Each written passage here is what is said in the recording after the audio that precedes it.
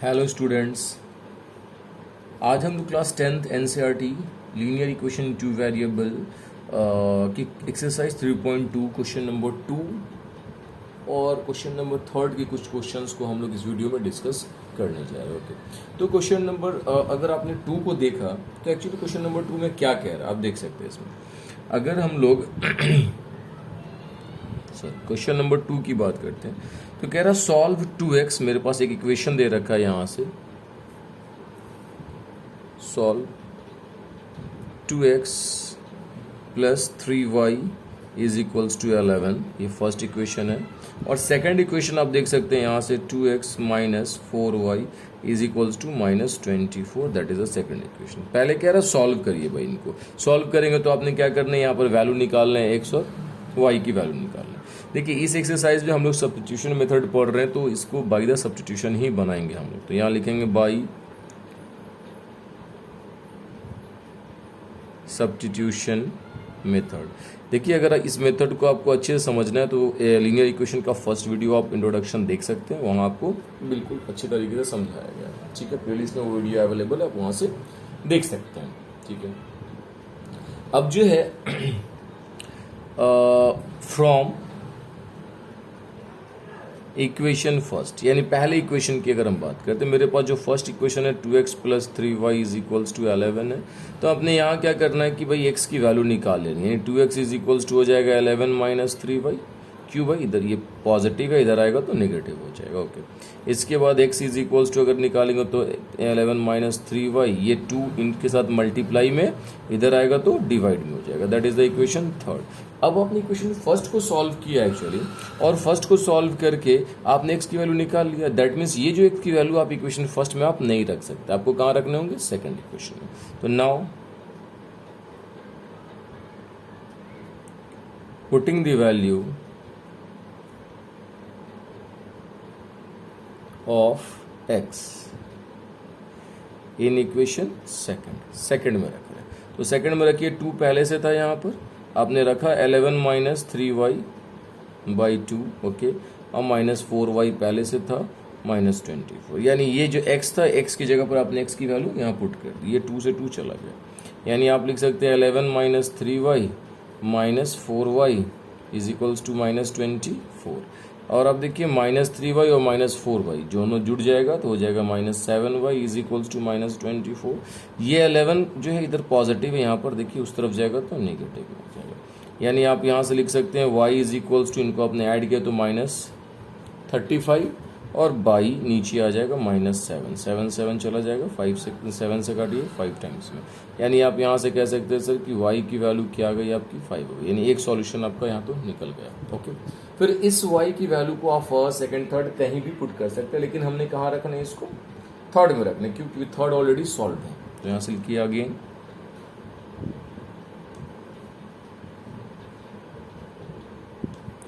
Putting the value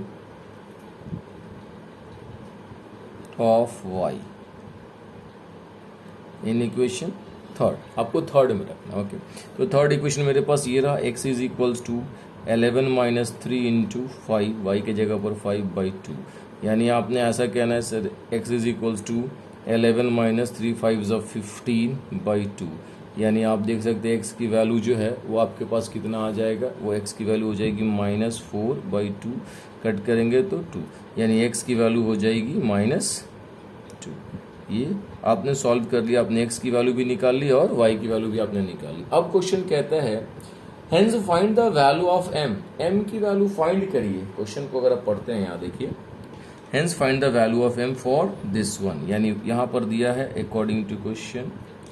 okay, आप क्या लिख सकते हैं, देखिए यहाँ से लिखेंगे हम लोग y is equals to mx plus 3। तो यहाँ से हमने क्या करना है, y की वैल्यू आपने निकाला, पुट कर दीजिए 5, m आपको नहीं पता, x की वैल्यू माइनस 2 और प्लस 3। यानी आप यहाँ से ऐसा लिख सकते हैं, ये 3 प्लस में इधर आएगा तो माइनस में, तो हो जाएगा 5 -3 इज इक्वल्स टू -2m, यहीं पर बना दे रहा हूँ। देखिए ये -2m को हमने पहले लिख लेना, -2m, इन दोनों को घटाएंगे तो क्या हो जाएगा 2, यानी आप यहाँ से ये इनको काट सकते हैं 1 टाइम्स में, यानी m की वैल्यू क्या आ जाएगी आपकी -1, ये माइनस उधर शिफ्ट हो जाएगा, वेरिएबल में माइनस नहीं लगता। ये आपके हो गए आंसर। आई होप आपको बात समझ में आ गई, एकदम ईजी है, ईजी वे में आप कर सकते हैं। कोई भी प्रॉब्लम होगा तो प्लीज़ जो है आप कमेंट करके बोल सकते हैं। और एक रिक्वेस्ट, अगर आपको वीडियो समझ में आ रहा तो प्लीज़ लाइक करें, सब्सक्राइब करें, चैनल को सब्सक्राइब करें ताकि जो है वीडियो आप तक पहुंच सके, ठीक है। और बेल आइकन दबाते हैं तो आपको नोटिफिकेशन सबसे पहले मिल जाएगा। और कुछ एक्स्ट्रा नहीं, इसमें कुछ पैसे लगते नहीं हैं आपको कि भाई आप सब्सक्रिप्शन कर रहे हैं तो आपको पैसे लगने हैं, ऐसा कुछ नहीं, आपके बेनिफिट्स के लिए, ठीक है। इसके बाद हम लोग आते हैं क्वेश्चन नंबर 3 की बात करते हैं, जो कि वर्ड प्रॉब्लम है एक्चुअली। यानी अब जो है, पहले तो क्या था एक्चुअली कि इक्वेशन दिया होता था, हम लोग सॉल्व कर लेते थे। अब क्या इक्वेशन निकालने होंगे और फिर देन सॉल्व करनी। इसमें कुछ क्वेश्चंस को देखें, जैसे 1 देखेंगे तो 2 बना सकते हैं आप, 3 बना सकते हैं आप, ठीक है। क्वेश्चन नंबर 1 में देख गया था for the pair of linear equation, that means ये तो पेयर ऑफ लीनियर इक्वेशन ही बनने वाला है ना। Problems and find their solution by the substitution, और मुझे सब्स्टिट्यूशन से ही बनाना है, उसी से मैं बनाऊंगा। रीजन क्या है, क्योंकि भैया अभी आपको मैंने सब्स्टिट्यूशन मेथड बता दिया है। तो अब आप देखते हैं यहाँ से हमने क्वेश्चन नंबर थर्ड का 1 की बात करते हैं। अगर आप क्वेश्चन को रीड करते हैं, एक्चुअली क्वेश्चन नंबर 1 कहता है the difference between 2 number is 26, 2 number का डिफरेंस 26 है, okay. 1 number 3 times the other number, एक नंबर जो दूसरे नंबर से 3 गुना, तो भाई एक बड़ा एक छोटा नंबर हुआ, आपने लेट कर लेना actually. Let larger number is equals to x, ऐसा मैंने मान लिया बड़ा number x and a smaller number is equals to y मान लेते हैं। अकॉर्डिंग टू क्वेश्चन में कह रहे हैं इन दोनों का डिफरेंस, भाई आपको मालूम है कि बड़ा x है तो x में से छोटे को घटाएंगे, बड़े में से छोटे बोल रहा क्वेश्चन, ये 26 हो जाएगा, हो गया इक्वेशन, हो गया फर्स्ट। अगेन अगर आपने क्वेश्चन पढ़ा, रीड किया, तो क्वेश्चन में कह रहा है कि मैंने बताया था कि 1 नंबर 3 टाइम्स अ सेकंड, यानी 1 नंबर 3 टाइम्स कौन होगा, आप खुद सोचो ना, 3 टाइम्स होगा कौन, भाई बड़ा नंबर जो है वो होगा। दैट मीन्स x 3 टाइम्स है, तो अगर दोनों को बराबर करना तो y को 3 टाइम्स कर लो, x is equals to 3y, ये हो गया इक्वेशन सेकंड। देखिए x की वैल्यू मुझे निकालनी पड़ी नहीं, निकला वो, बस इनको पुट करना है। यहाँ पे हमने लिखना है यहाँ से now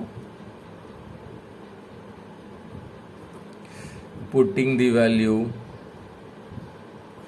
of x in equation first, क्योंकि सेकंड की वैल्यू फर्स्ट में रख रहे हैं हम लोग, तो यहाँ से रखते हैं 3y minus y is equals to 26, और 3y में से y चला जाएगा, हो जाएगा 2y is equals to 26, cut करते हैं इसको 13। आपको भाई एक वैल्यू तो मिल गया, y की वैल्यू क्या मिल गई 13, यानी स्मॉलेस्ट नंबर आपको मिल गया 13। इस y की वैल्यू को फर्स्ट सेकंड जहाँ रखना है और के, बट आपको मैं सजेस्ट करूँगा सेकंड में, क्योंकि सेकंड सॉल्व है। Now putting the value of y in equation second, अगर आपने सेकेंड में रखा तो x is equals to 3 into 13, यानी आप कह सकते हो सर x की वैल्यू क्या आ गई 39, यानी आपने दोनों नंबर यहाँ पर निकाल लिया आंसर। यानी आप हेंस करके लिख सकते हैं लार्जर नंबर 39 है, smaller number is 13, that is your answer. I hope आपको बात समझ में आ रही होगी। तो क्वेश्चन नंबर 2, 3 आप एज इट इज आप चेक करें, ट्राई करें, बनता है या नहीं है आपसे। क्वेश्चन नंबर 4 भी आप बना सकते हैं। ये क्वेश्चन नंबर 5 एक डिफरेंट क्वेश्चन है, फ्रैक्शन पे है, तो हम लोग क्वेश्चन नंबर 5 को यहाँ से देखेंगे इस वीडियो में, ओके। क्वेश्चन नंबर 5 की अगर हम बात करते हैं, 3 का 5 कह रहा है फ्रैक्शन बिकम, जहाँ फ्रैक्शन की बात है ना, तो फ्रैक्शन का मतलब न्यूमरेटर बाय डिनोमिनेटर से, तो आप लेट कर लो वहाँ से कि let numerator is equals to x and denominator is equals to y। तो रिक्वायर्ड फ्रैक्शन जो एक्चुअली जो मुझे चाहिए, रिक्वायर्ड फ्रैक्शन, इतना काम आपको करना जहाँ फ्रैक्शन का क्वेश्चन मिल जाए, वो x बाई वाई होगा, यानी x वाई की वैल्यू निकाल के पुट करेंगे, ये आपका आंसर हो जाएगा अकॉर्डिंग टू क्वेश्चन में। आप देखिए कहता है, कह रहा है क्या, अ फ्रैक्शन बिकम 9/11, एक फ्रैक्शन 9/11 हो जाता है, कब भाई, कब होगा, if 2 is added both numerator and denominator, यानी 2 अगर आपने दोनों में ऐड कर दिया, तो भाई मेरे पास न्यूमरेटर x था, इसमें 2 ऐड करो, ये y था, इसमें भी 2 ऐड करो, तो ये हो जाता है 9/11। क्रॉस मल्टीप्लाई करेंगे, पहला इक्वेशन बन जाएगा यहाँ से, ओके। तो हमने क्या करना, इक्वेशन बनाने, फाइंड करने, तो जैसे ही आपने इसको क्रॉस मल्टीप्लाई किया, हो जाएगा 11x प्लस 22y और 9y और प्लस 9 2 18, यानी आपने यहाँ से लिखना है 11x, ये आ जाएगा इधर तो minus 9y is equals to 18 पहले से था, ये उधर चला जाएगा माइनस 22, यानी आप लिख सकते हैं 11x minus 9y is equals to, इनको माइनस करने तो 12 में से 8 जाएगा तो 4 यानी माइनस 4। तो ये हो गया आपका इक्वेशन फर्स्ट, पहला इक्वेशन आपने बना लिया। अगेन अब देखिए, अब कहता है क्वेश्चन में कि if 3 is added both numerator denominator, अब पहले भाई 2 ऐड करने को बोल रहा था, अब 3 ऐड करने को बोल रहा है, भाई ऐड करिए। तो भाई अब फ्रैक्शन बदल कर क्या हो जाएगा 5/6, नेचुरली ये फ्रैक्शन बदल जाएगा, इनटू करे 6 को x से करेंगे 6x plus 3 6 18 is equals to 5 से करेंगे y को तो 5y और 5 3 15। ओके, अब क्या करने हैं आपको, यहाँ से लिखने हैं 6x, ये इनको भी उधर ले जाइए क्योंकि मुझे x की वैल्यू फाइंड करनी है। तो ये पहले से था 15, ये माइनस 18 हो जाएगा। ओके, अभी 6x is equals to 5y, इनको माइनस कीजिए तो 18 में से 15 जाएगा तो minus 3, x is equals to 5y minus 3/6, ये हो गया इक्वेशन सेकंड। देखिए ये इक्वेशन सेकंड की वैल्यू को यानी x की वैल्यू को फर्स्ट में हमने क्या करना है, पुट कर देना। तो यहाँ से आपको लिखना है क्या now putting the value of x